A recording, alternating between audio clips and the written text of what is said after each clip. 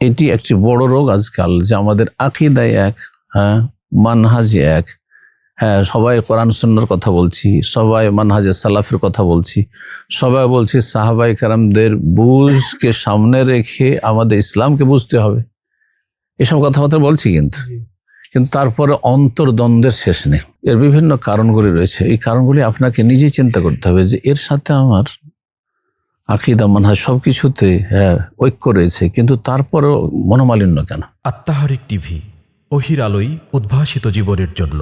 আপনার যদি মূল্যায়ন হয়, আপনার কথার মূল্য দেয়, আপনি যা বললেন তা শুনে আপনার পরামর্শ নেই, তাহলে আপনি ভাবলেন যে না ঠিক আছে, তাহলে আমি কাজ করব, আছি। আর যদি দেখা যায় যে কোনো সে আপনার পরামর্শকে উপেক্ষা করা হইল, অথবা আপনার যেমনটা মূল্যায়ন হওয়া উচিত ছিল, যেমন কোনো একটা অনুষ্ঠানে এখানে আপনাকে ডাকা উচিত ছিল, হয়তো ডাকতে ভুলে গেছি, অথবা ডাকেন ইচ্ছা করে ডাকেনি, তখন আপনি সেখানে মনক্ষুণ্ণ হলেন। এগুলি ইখলাসে কিন্তু ঘাটতির প্রতিফল। তো ইখলাসের বিষয়টি অত্যন্ত গুরুত্বপূর্ণ। ইখলাস যদি থাকে তাহলে ফাটল ধরবে না দ্বীনি ভাইদের মাঝে। এটি একটি বড় রোগ আজকাল, যে আমাদের আকীদায় এক, মানহাজে এক।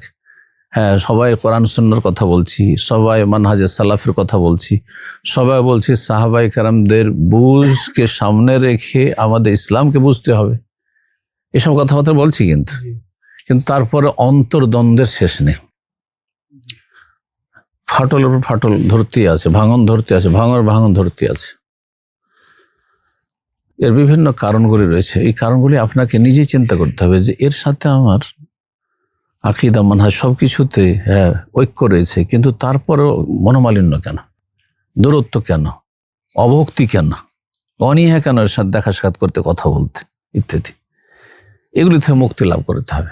এক কথায় সুসম্পর্ককে শুধু বহাল রাখতে হবে না, সেটা আরো শক্তিশালী করতে হবে।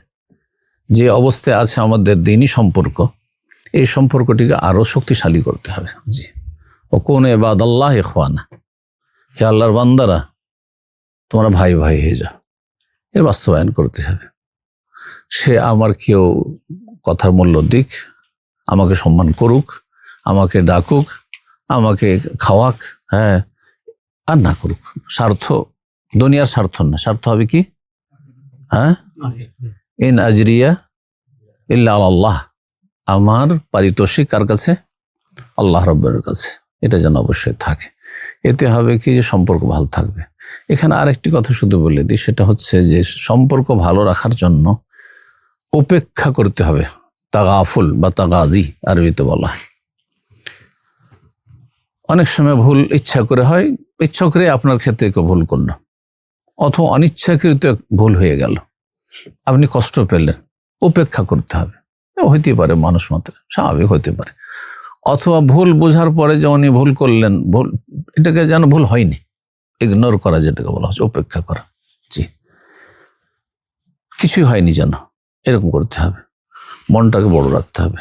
আপনি মনকে যত বড় করবেন তত বেশি জায়গা দিতে পারবেন, আর মনটা যত ছোট হয়ে যাবে তত জায়গা সংকীর্ণ হয়ে যাবে। জি, আল্লাহ যেন আমাদের সার্বিক দিক থেকে সালাফি হওয়ার তৌফিক দান করেন। আকীদায়